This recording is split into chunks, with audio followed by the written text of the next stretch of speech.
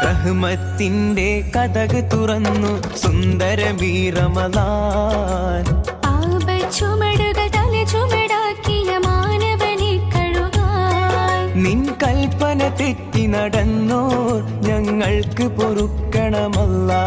ദുർചിന്തകളേന്തി നടന്നോർ നീർപാത തെളിക്കണമല്ലാ. ഗുണമേറിടും മാസം അതിലാണൊരാശ്വാസം.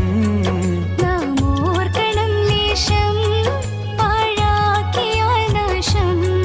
കനിവേകണം ഗുണമേറ്റണം തിരുഹാലിക്കായവനേ.